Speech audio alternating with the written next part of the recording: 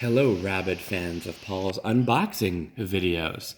Today, we're unboxing something very special, very unique, very hard to find. Now, you'll notice it comes in this delightfully decorated Walmart plastic bag. I don't know if it's biodegradable, and I guess I don't really care at this moment. Hopefully, this doesn't end up in an ocean hurting a turtle, because that would be bad. I think we can all agree on that. No matter how we feel about climate change and the causes of climate change, we can all agree that plastic bags killing turtles is a bad thing. Okay, so here we go. We have our beautiful Walmart plastic bag, and we are going to unbox this in a very typical non-ceremonial way, where we simply go up toward the top, and you have the little rabbit ears of a plastic bag that used to carry it. We're simply going to pull them apart and gently slide down. Look at that. That was quite a reveal. We're now looking at some fantastic, great value, all-purpose flour. Now, keep in mind, for those of you who aren't really experienced in the kitchen, that all-purpose flour is not pretty flour as you put out for display on a counter. It's used for cooking somehow. I think they put it in bread and things. So, you'll notice that we have enriched, bleached, and pre-sifted all-purpose flour. It's a 10-pound bag. Wow, this is a large, heavy bag. 10 pounds of flour, goodness. It is enriched, bleached, and pre-sifted, as we said earlier. Don't know what that means, but it sounds pretty impressive. Clearly, a lot of work went into this great value product. So, here we go. We are going to unbox the flour, and we're going to repackage it in our lovely Tupperware container, so that the mice and the rodents and the bugs and all sorts of things, the flour stealing gnomes, don't get into it. This will prevent them. It's got magic jinxes on it that prevent the lid from being opened by anyone who's not a human seeking flour for noble purposes.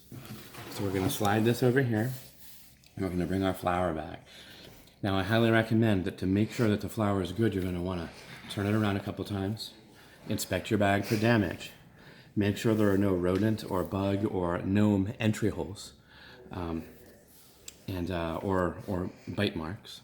And then we're going to inspect our use by date. Use by November 20th, 2020 at 8:23 in the evening.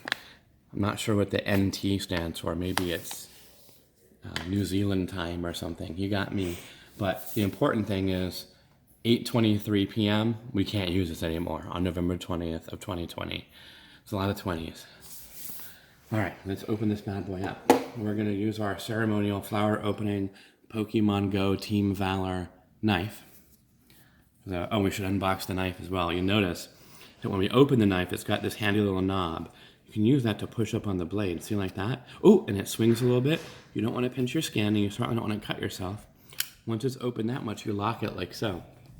Now, to make sure that the flour is really ready for this and not somehow damaged or anything, we're going to kind of pan up to the top, and we're going to just squeeze and get a little nice flour out. If you see that in 3 dimensions, see how it shoots out at you? It's almost like it's real. So, spin it around again. We saw that was white flour dust coming out, which means it's not bad. Since it's bleached, you want it to be white, I believe. I think that's a real thing. So we are going to now peel up the top. So you can see where it's been glued shut to prevent rodents, bugs, and gnomes from entering the bag. And you can see some flour, sort of crumbs up here at the top. That's pretty normal in most flour cases. We're going to stretch it out a little bit like that and open it. Oh, we didn't even need the knife. I was actually kind of hoping to cut the bag open, but I guess I'm not going to get to do that. Now we're going to put our knife away since we didn't get to use it. So with a locking blade knife, you have this little doohickey. You push it just a little bit. At the same time, I'm going to give it a little bit of pressure here. A little bit, because I don't want to chop my hand off. So as you can see, once we do that, we can just gently close it like so. Knife safety, very important. All right, now we are going to open our Tupperware container. Oh, look, there's a handy dandy for you Blue's Clues fans out there. You're welcome. Black scoop. It's a half-cup plastic black scoop.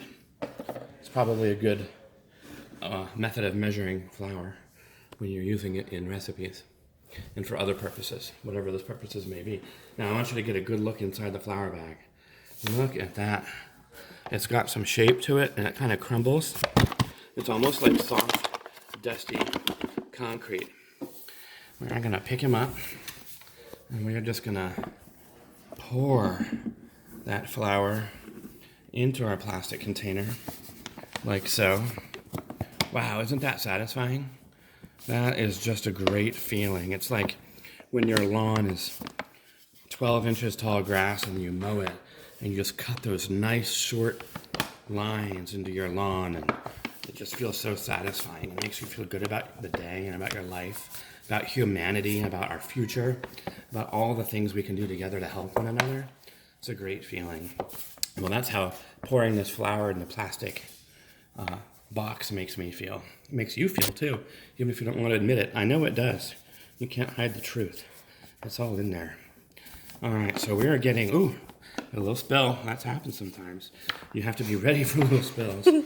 So we are getting a little bit full on the flour now. And we're gonna kind of smooth a little bit. You know, it's funny, you can actually play with this flour once you have it in this condition. So we are gonna embed this guy in there somehow and put our lid on. And oh, look at that. It's just right. So, one thing we just learned is that 10 pounds of flour does not fit in this container. In fact, let's have a look at how much flour is left. There's a good amount of flour left. That's probably a good 2 pounds of flour. 1 pound, maybe two and 13 tenths, maybe. No, that's not possible. 2 and 13 hundredths. Yeah, 2.13 would be 13 hundredths, right? About that much flour left. So what are we gonna do with that? I guess we're just gonna throw it in the trash, because once the bag is open like this, it's dangerous, and it's dangerous in that it could be invaded by rodents, bugs, gnomes, and so on. So I think we're just gonna have to toss this flour in the trash, or we could conceivably also put it down the garbage disposal. Don't recommend that though in front of septic system, because you might grow bread in your septic tank.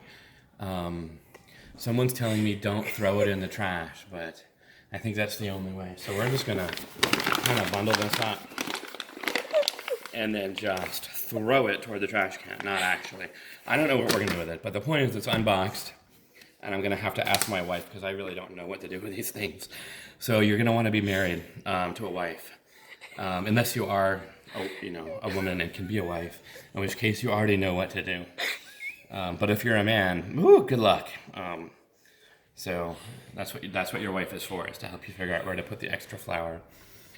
And that concludes our video, our unboxing video for today. I hope you enjoyed unboxing great value all-purpose flour and placing it in a nice gnome, bug, and rodent-proof receptacle. Until next week, Guten Tag, the Guten Tag is hello in German. See you later.